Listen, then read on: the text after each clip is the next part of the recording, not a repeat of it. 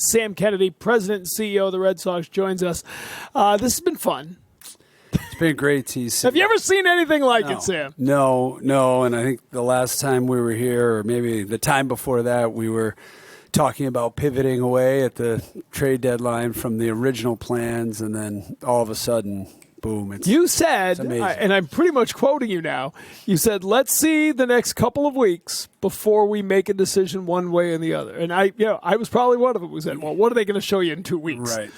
Well, 13-1 will wake you up a little bit, and then you keep doing it. It's just been extraordinary. I'm so grateful for everyone in that clubhouse. Just the resiliency that they've shown has been extraordinary. But look, we got a long way to go. We dug ourselves a massive hole the first 3 months of the season, and it's been truly remarkable. But look, we've got a lot in front of us. So you were in a position to add, and you did at the trade deadline. Your takeaway from what Craig Breslow and that baseball operations group was able to do?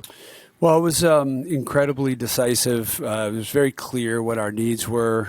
We needed a right-handed bat. Wanted to try and add catching strength and add to that bullpen. And Brez was focused. The team was locked in. They did a great job. They were prepared and they were bold and decisive. And it was great to see some unique things like the Meade deal. You hate to see Conley early leave us, but it's kind of an old-fashioned baseball trade, right? And it was done early, which you don't really see. And so, unfortunately, Curtis got hurt. That was awful, but there was some unique elements to this trade deadline.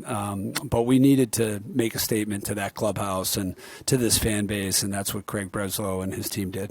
We were looking back. You might have to go to 18. Was that Eovaldi and Pierce? Since you had that kind of trade deadline deal.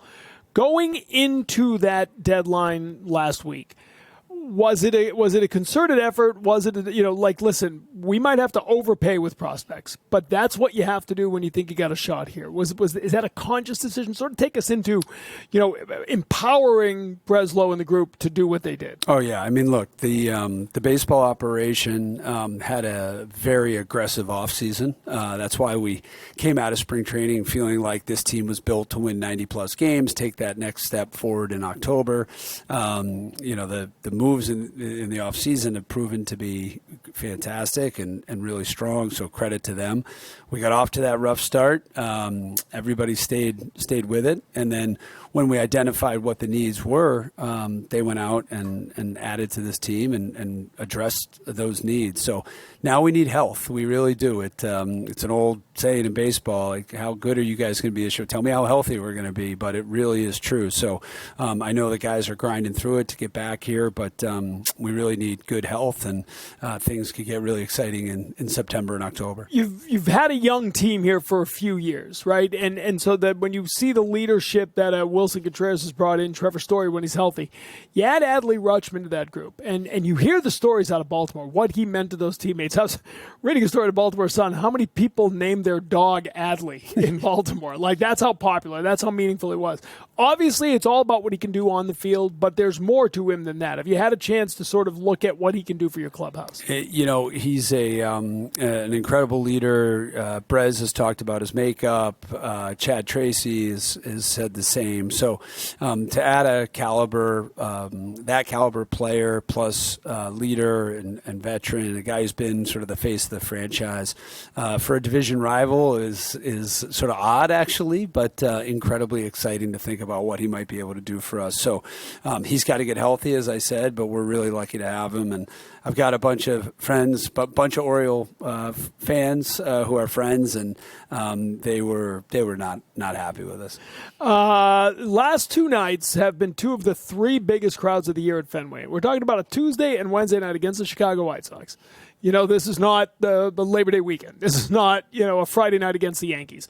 Clearly, what the team is doing on the field is resonating with sound. You could feel it. I'm hearing from people who haven't talked about the Red Sox in years, all of a sudden paying attention to every pitch. Have you seen the difference, and what does it feel like to have baseball buzzing in Boston again? Well, one of the things that's been so great is to hear guys like Jaron Duran and Wilyer Abreu talk about what our fans mean to them and the energy that they bring and how intense this place is.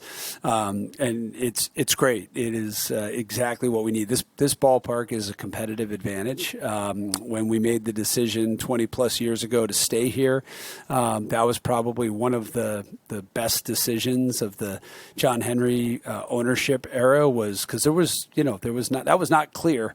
And thankfully we did stay here, and so grateful for our fans just supporting us, coming out night in, night out. And by the way, they were here in April, May, and June when things weren't going so well. So no, that's right. But there's a difference between being at capacity or near capacity, which you were, and now you're over capacity. Now, people are talking about the get-in price, what the secondary market is, what's it going to cost me to come to the park tonight? The demand is obviously up. Yeah, the turnstile count is incredible. Just about everybody who has a ticket is using their ticket and coming through the gates, and you can feel it. Getting here earlier, too, you notice. Yes, you can feel the energy. And to your point, the summer should be filled with Red Sox talk all summer and excitement, and that's exactly what we have. And we got to keep it going now.